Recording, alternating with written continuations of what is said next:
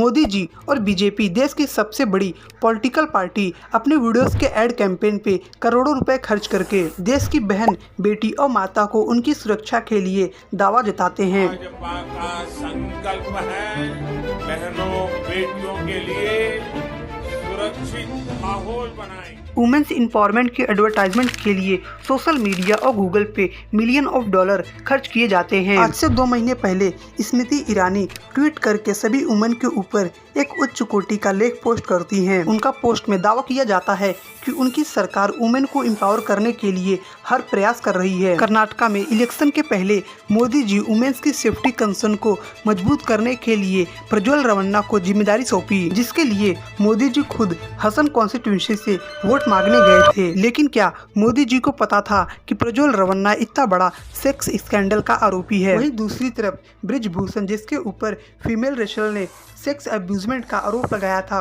उसे बीजेपी ने लोकसभा के लिए टिकट दे दिया। एक तरफ बीजेपी इलेक्टोरल बॉन्ड से पाए गए पैसे से देश की औरतों को सुरक्षा का वादा किया जाता है, वहीं दूसरी तरफ अपनी ही पार्टी में ऐसे सेक्सुअल हैरेसमेंट के लोगों को इन किया जा रहा है। बस 5 मिनट दिल थाम कर रखिए, आज आपको बीजेपी के मोदी परिवार की पूरी रेपिस्ट फैमिली को एक्सपोज कर दूंगा। एक तरफ पीएम नरेंद्र मोदी राजस्थान में इलेक्शन में पब्लिक को एड्रेस करते हुए कहा, भाजपा का संकल्प है बहन और माताओं के लिए सुरक्षित माहौल बनाना, और मोदी जी इस वादे को पूरा करने के लिए अपनी जान लगा देंगे। वुमेन्स डे पे मोदी जी ने ट्वीट करते हुए नारी शक्ति को इनकरेज करते हुए कहा कि हमारा संकल्प है वुमेन्स को एम्पावर करना। लेकिन मोदी जी ये बोलने से पहले क्या आपको थोड़ी सी भी शर्म आती है? एक तरफ जहाँ आप ऐसे जुमले करते हैं, वहीं पे दूसरी तरफ एक ऐसे रेपिस्ट के लिए पहले तो वोट मांगते हैं, बाद में उसी रेपिस्ट को डिप्लोमेट वीजा पे जर्मनी भगा देते हैं। और जब आपसे ये क्वेश्चन पूछा जाता है कि आपको नेतृत्व में ऐसा कैसे हो गया,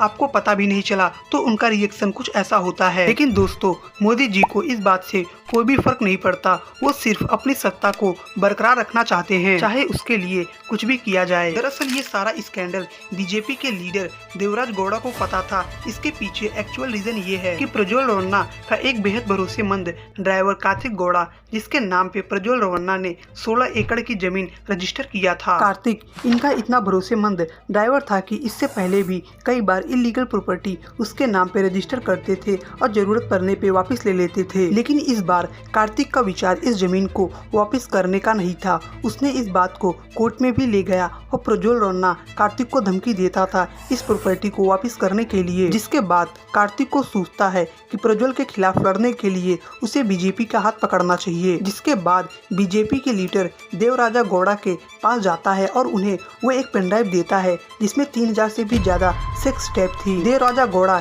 इस पेनड्राइव को इलेक्शन में ब्रह्मास्त्र की तरह यूज करना चाहता था। 2019 में बीजेपी से हसन कॉन्स्टिट्यूंसी के लिए देवराज गौड़ा थे प्रज्वल रवन्ना के अपोज में, और 2019 में देवराज गौड़ा वो इलेक्शन हार गए। लेकिन ये पेनड्राइव इस बार इन्हें जीत की राह दिखा रही थी। लेकिन टर्निंग पॉइंट तब आता है जब बीजेपी और जेडीएस अलायंस हो जाते हैं इलेक्शन में। अब जरा स्टोरी के क्रोनोलॉजी को देखिए। बीजेपी के खास लीडर को ये स्कैंडल पता था, तो आप कैसे समझ सकते हैं कि ये इन्फॉर्मेशन नरेंद्र मोदी के पास नहीं पहुंची होगी? इसके पीछे का कारण है मोदी का सत्ता, जिसके लिए वो किसी भी दरिंदे का साथ दे सकते हैं। हसन कॉन्स्टिट्यूंसी जिसपे जेडीएस का 2014 से ही जीत रही है, और इस बार मोदी जी ने इलेक्शन में जेडीएस के साथ अलायंस किया ताकि हसन कॉन्स्टिट्यूंसी भी जीत सके। ये स्कैंडल सिर्फ ये क्वेश्चन नहीं उठाता कि एक फॉर्मर पीएम का पोता, एक फॉर्मर सीएम का नेफ्यू और एक खुद मेंबर ऑफ पार्लियामेंट ऐसा कर सकता है। जो पब्लिक एड्रेस में आपकी बहन बेटी का सुरक्षक बनना चाहता है, वही उनका भक्षक है। बल्कि क्वेश्चन